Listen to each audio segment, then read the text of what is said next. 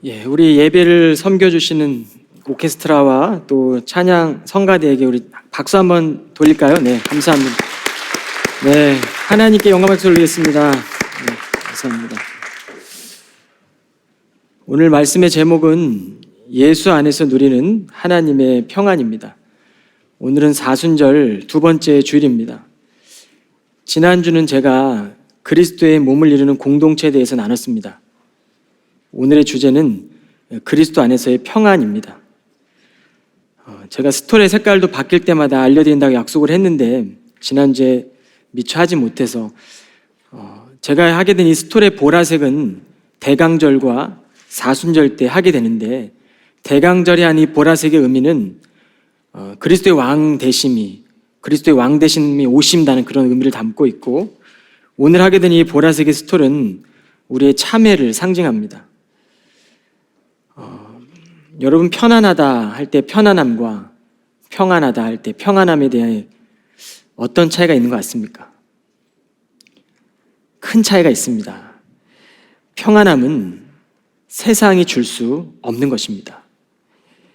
예수님은 내가 너에게 세상이 줄 수 없는 평안을 너희에게 주겠다라고 우리에게 말씀하셨습니다. 우리는 매주일 예배를 드릴 때마다 사도신경을 고백합니다.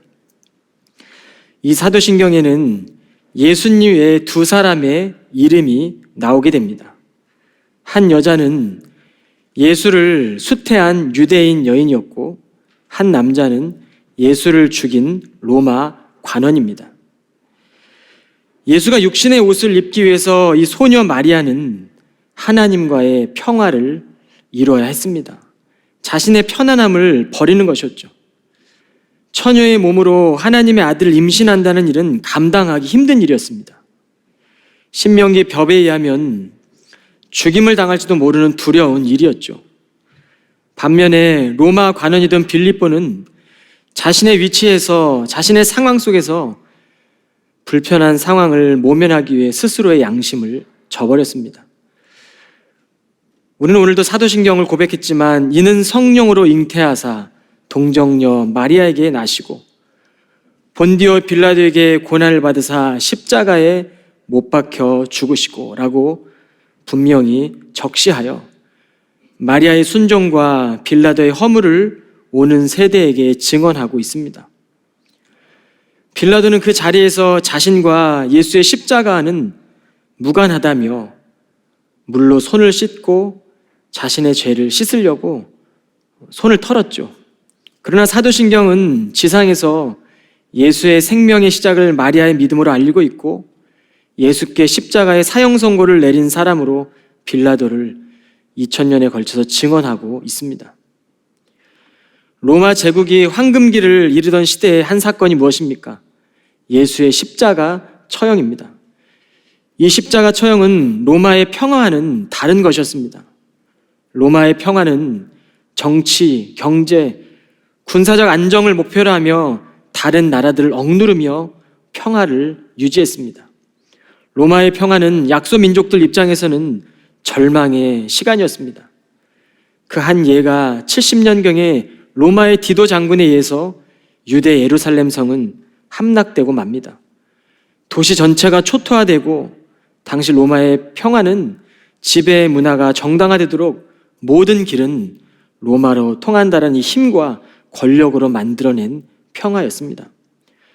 그러나 예수 그리스도는 자신을 죽이려는 그 십자가에 달리시며 우리에게 평안을 선물해 주셨습니다. 주가 주시는 평안은 주님께서 십자가의 죽으심으로, 낮아지심으로 우리에게 허락하시는 그 평안함입니다. 로마의 평화는 차원이 많이 다르죠. 그래서 그리스도인들은 때때로 우리가 믿음 생활하며 내 삶이 손해가 보고 내 자아가 벗겨지고 더 낮은 자세로 나아갈 때 우리 마음 안에서 말씀의 씨앗이 열매 맺게 되고 이 소란스러운 세상에서 평화를 만들어가는 사람들이 됩니다. 오늘 설교를 준비하는데 주일학교 때 제가 부르던 노래 가사가 생각이 났습니다. 저와 동시대를 살았던 분들은 아마 기억하실 겁니다. 세상은 평화를 원하지만 전쟁의 소문도 늘어간다. 이 모든 인간 고통 두려움뿐 그 지겨움 끝없네. 그러나 주 여기 계시듯 우리가 아들 믿을 때 그의 영으로 하나 돼. 우리가 잘 알듯이 2022년 2월 24일 시작된 러시아와 우크라이나 전쟁은 여전히 지속되고 있습니다.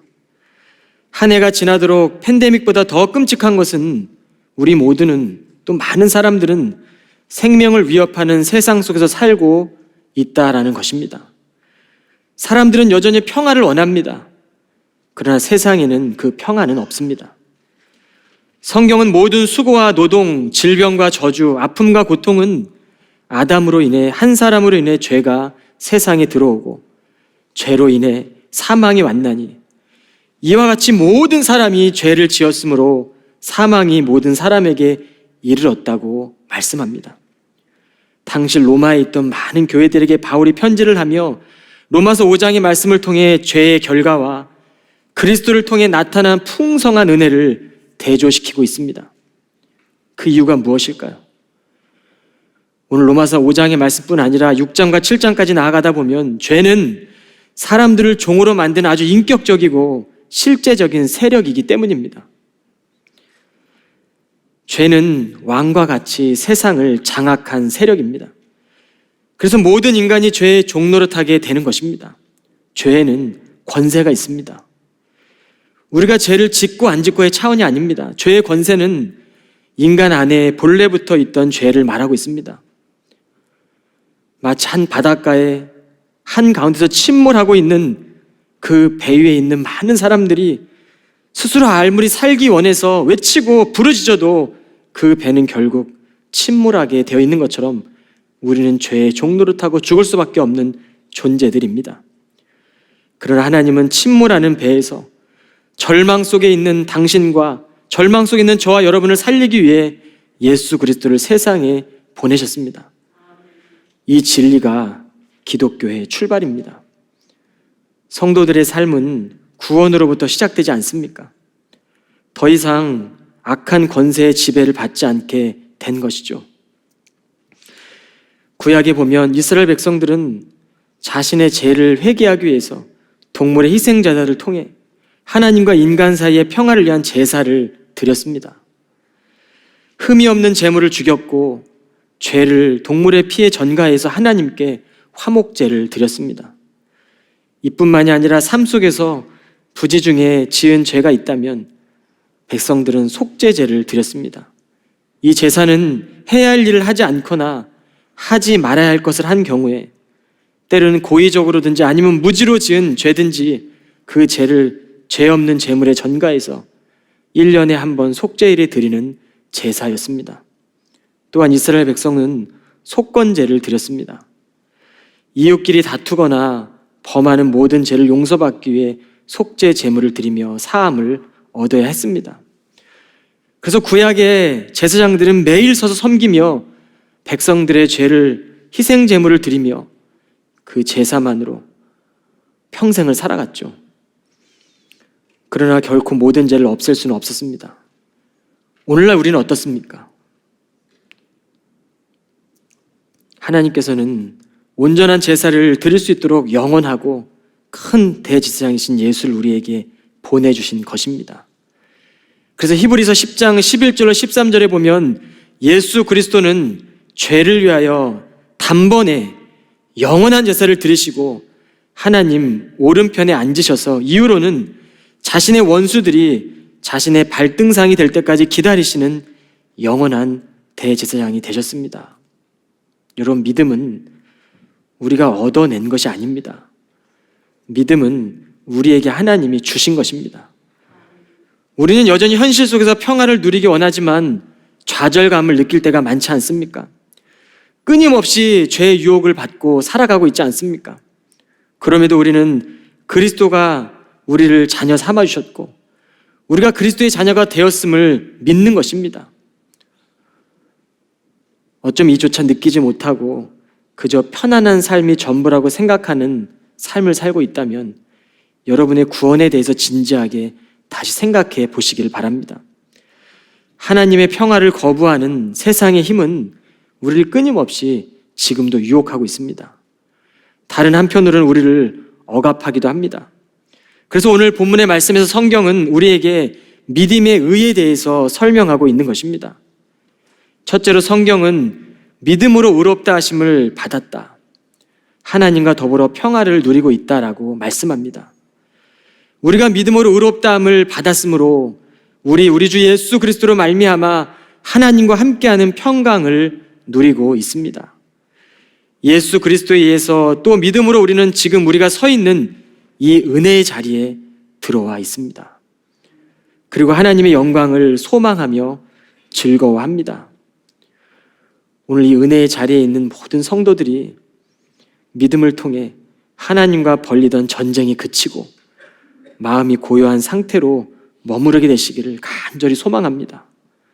하나님께 반항하던 우리의 마음이 그리스도의 은혜의 통치에 순종함으로 잠잠해지시기를 주님의 이름으로 축복을 드립니다. 믿는 믿음으로 인해 하나님께 저항하던 우리의 혈과 육은 완전히 패했고 마음속 깊은 곳에 끓고 있는 용암과도 같은 혈기, 살 속에 있는 욕심, 뼛속에 있는 교만, 죄로 물든 모든 죄가 십자가의 보혈로 잔잔해지기를 간절히 원합니다. 이전에 예수 그리스도 밖에 살아갈 때는 모든 것이 문제로 보입니다.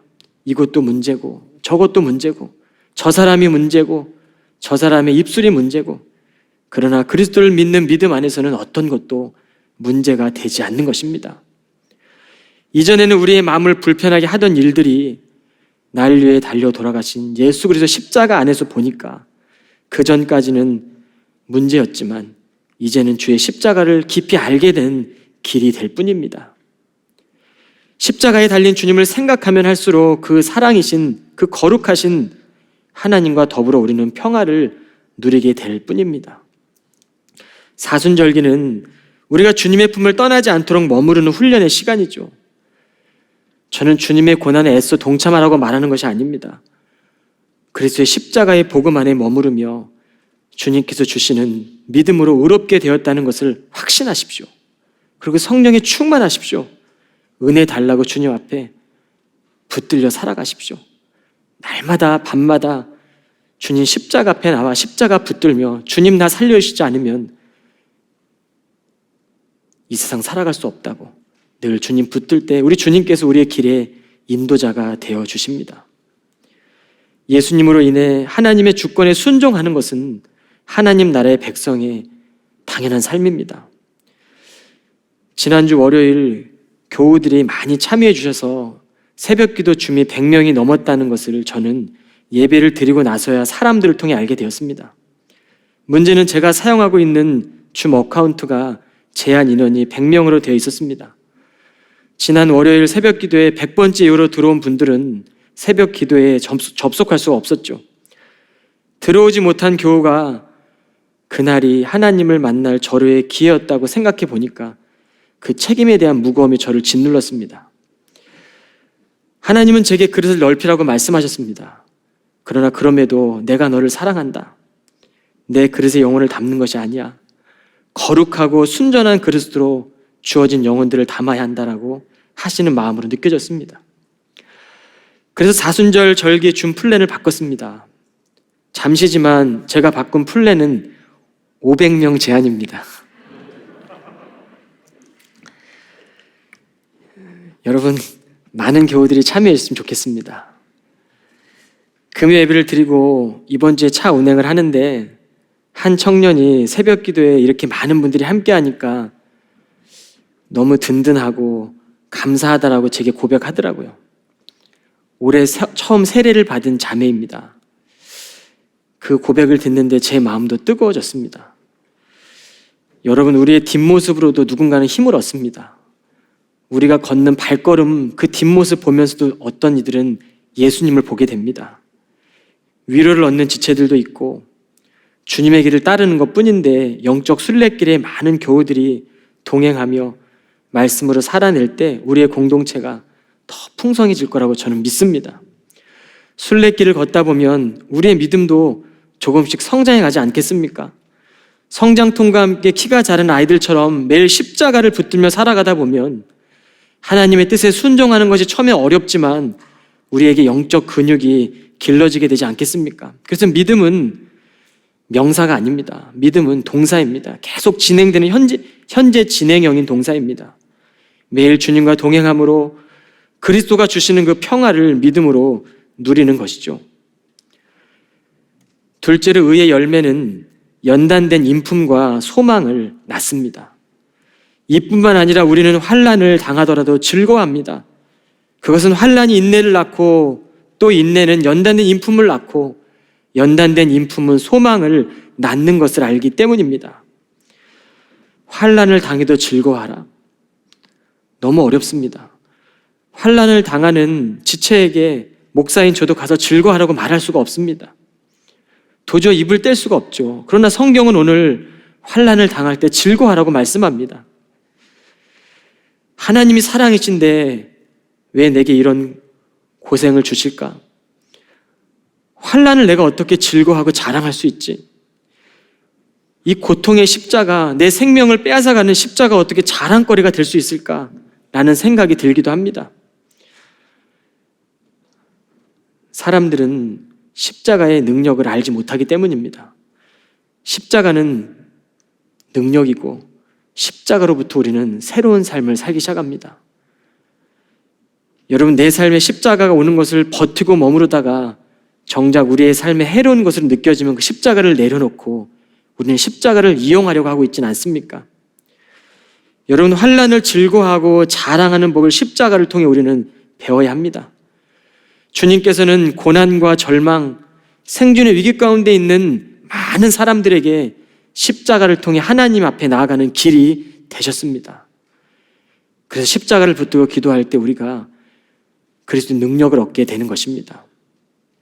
우리는 십자가에서 하나님의 눈물을 보게 되고 십자가에서 인생을 살며 지는 법을 배우게 됩니다. 그러나 지는 것 같죠. 순종을 통해 영원한 승리를 얻고 영생을 얻게 됩니다. 주님은 십자가에 달리시며 눈물로 세상과 사람들을 끌어안아 주셨습니다. 하나님은 이 죄의 세력들이 예수의 발 아래 짓밟혀서 굴복되게 하셨습니다. 이것이 2000년 전에 이미 성취된 주님의 능력입니다. 십자가 붙들고 죄로부터, 절망으로부터, 사망과 환난으로부터 끊어내고 자유하시기를 바랍니다. 성도들은 환난이 인내를 낳고 그 인내의 결과는 그리스도의 인품과 하늘의 소망을 얻게 되는 것이죠. 여러분, 우리가 잘 알고 있는 베토벤, 최소한 하나의 곡을 만들기에 12번 이상을 다시 썼다고 합니다. 천지창조를 만든 하이든은 끊임없이 기도하며 오랜 시간을 걸쳐 작곡을 했다고 합니다. 레오나르도 다빈치는 그의 걸작이었던 최후의 만찬을 8년 동안 무려 2000번이나 스케치했다고 합니다. 사람들이 즐겨 먹는 꿀 한 숟가락은 꿀벌이 4200번이나 꽃을 왕복하며 얻는 것이라고 합니다. 얼마나 감사합니까? 꿀 한 숟갈 먹는데 이 벌에 엄청난 수고가 있는 것이죠. 영어 사전을 집필한 웹스터는 36년 동안 밤낮으로 일하며 사전을 만들었다고 합니다. 모든 나라의 국가대표 선수들은 고된 훈련을 즐거워합니다. 고된 훈련이 자랑이 되는 것은 영광을 바라보기 때문입니다. 고된 훈련을 하지 않고 영광을 얻게 되는 선수들은 없습니다.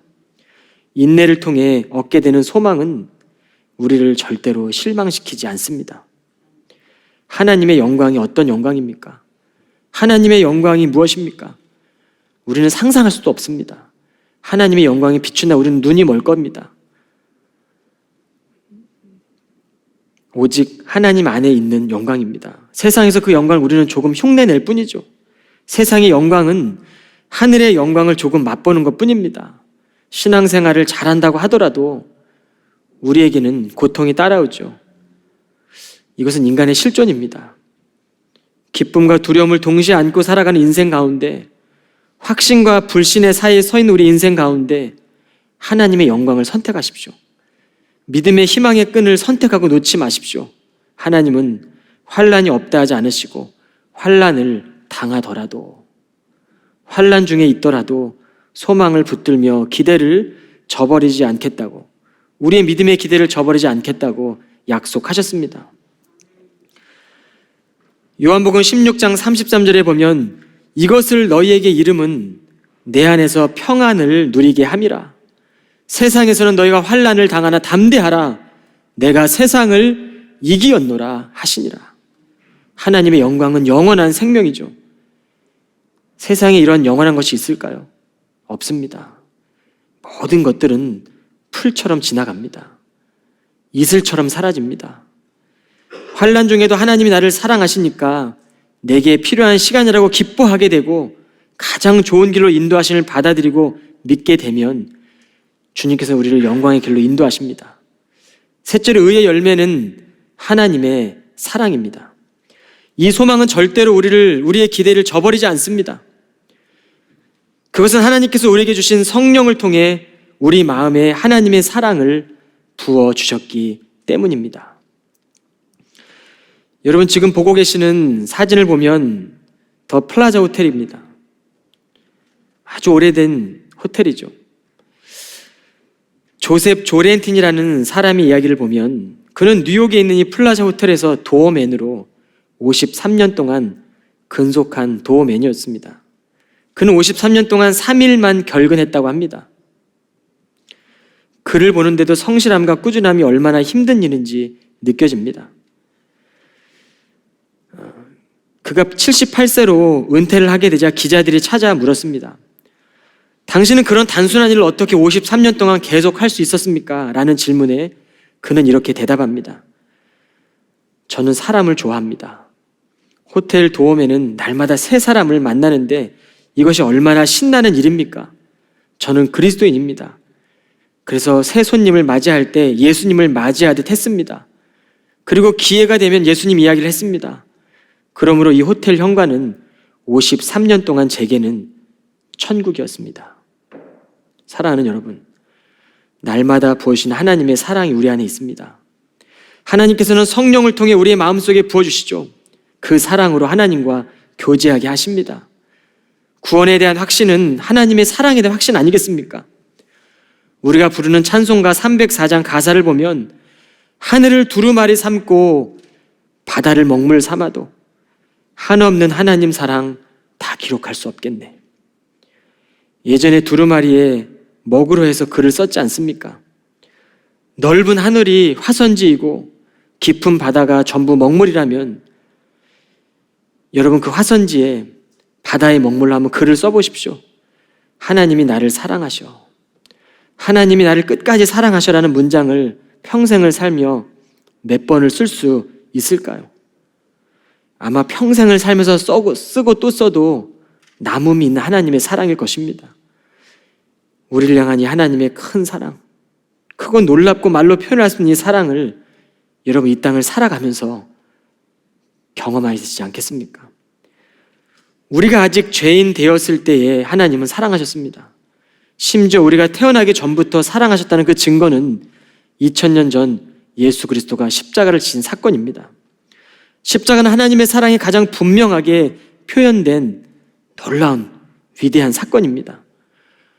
로마의 지배 문화와 힘의 문화의 그 폭력 가운데 팍스 로마나를 팍스 크리스티, 그리스도로 잠잠케 했던 그 놀라운 하나님의 은혜 아니겠습니까? 하나님의 사랑은 아들을 내어주신 사랑입니다. 우리의 사랑에는 제한이 있고 한계가 많습니다. 누군가를 사랑한다고 해도 가장 소중한 자녀들을 내어줄 수 있는 분이 여기 몇 분이나 계시겠습니까? 그런데 우리 하나님은 우리를 위해 가장 소중한 외아들을 십자가에 내어주셨습니다. 사순절기는 그 사랑을 채워가는 시간입니다. 우리 곁에 있는 이들에게 그 사랑을 전해보시고 만나는 사람들 안에 하나님의 형상이 있음을 발견해 보시기를 바랍니다. 사랑은 우리 손에 있는 것이 아니라 기도할 때, 말씀을 묵상할 때 하나님의 사랑이 부어지는 것이죠. 우리는 그 사랑의 능력을 흉내낼 뿐입니다. 여러분, 하나님의 사랑을 담아내십시오. 우리가 모인 이 자리에서 기도하시며 하나님의 사랑이 되어주십시오. 실제적으로 하나님의 사랑의 메신저들이 다 되시기를 바랍니다. 하나님의 일을 할 때에도 나의 열심인지 하나님의 열심인지 분별하시길 바랍니다. 고요함 가운데 주님께 물을 때 하나님은 성령님을 통해 깨달아 주십니다. 이건 너의 열심이야. 그러나 하나님의 열심을 향해 걸어갈 때 하나님 우리에게 힘을 주십니다. 때론 핍박이 와도 그 힘을 이겨낼 수 있는 위로를 주시고, 두려움 가운데서도 마리아야 두려워하지 말아라. 이는 성령을 통해 잉태되는 하나님의 아들이다. 그때 마리아는 큰 힘을 얻고 돌로 쳐서 죽임을 당할 정도의 신명기 율법이 있음에도 불구하고 그는 예수님을 수태한 여인이 된 것 아니겠습니까? 비판은 우리의 눈을 멀게 하고 사랑은 우리의 눈을 뜨게 합니다. 제가 저녁에 교회에 기도하러 왔는데 그날은 성가대 한 자리 한 자리부터 45석이 들이더라고요. 오케스트라를 지나 회중 2층까지 손을 대고 기도했습니다. 의자는 빈자리였지만 체온이 느껴지는 듯했습니다. 그리고 십자가를 바라며 기도하는데 하나님이 큰 힘을 허락하시더라고요. 사랑한다는 마음을 주시더라고요. 세상을 살아가며 두려워하지 말아라. 내가 너와 함께 하겠다. 사랑하는 아들아, 내가 너와 함께 하겠다. 그 마음이 주시는데 얼마나 감사하고 눈물이 나든지. 여러분, 우리가 하나님의 장막 아래 날마다 기도하면 하나님 우리에게 힘이 되신다고 약속하셨습니다. 이 시간 우리를 위해 달리신 주님의 십자가를 한번 바라보시기 바랍니다. 그 사랑이 여러분의 마음에 깊고 뜨겁게 전해질 수 있도록 저는 이 우리 교회가 함께 지어져가는 믿음의 여정을 함께 걷기를 간절히 소망합니다. 말로만 전하는 신앙인이 아니라 하나님께서 사랑하는 우리의 교회, 또 우리의 지체들, 우리의 장로님, 우리의 권사님, 우리의 집사님들, 또 이곳에 방문하는 모든 발걸음하는 모든 새가족들, 그들을 향해 마음을 표현하시고 그리스도의 마음을 표현해 주시기를 바랍니다. 그럴 때 우리의 교회를 통해서 이 시대 가운데 이 미국 땅에 하나님이 주목하시는 교회가 될 것이고, 하나님께 주목하시는 이 교회가 미국과 한국의 수교 역할을 할 것이고, 또 우리 이 캠브리지 교회에서 훈련받는 믿음의 청년들이 전 세계 곳곳에서 하나님 나라의 삶을 통해 놀라운 하나님의 일들을 해 나갈 거라고 저는 분명하게 믿고, 그 일들을 위해 여러분도 함께 기도하며 우리의 교회가 하나님 바라보신 아름다운 공동체가 되시기를 주님의 이름으로 간절히 축원합니다. 이 시간 다 같이 기도하겠습니다. 거룩하신 하나님, 오늘도 허락하신 하나님 말씀을 저희들의 마음에 담습니다. 무너진 삶의 마음에 담고 무너진 삶의 자리에 하나님의 사랑을 채워주십시오. 절망의 자리 소망을 바라보며 스쳐가는 바람결에도 하나님의 사랑을 느낄 수 있는 거룩한 성도들이 다 되게 하여 주옵소서. 하나님의 영광을 드러내는 일에 저희들을 사용하시어 하나님의 자녀로 명예 지켜가게 하옵소서. 예수 그리스도 이름으로 기도합니다. 아멘.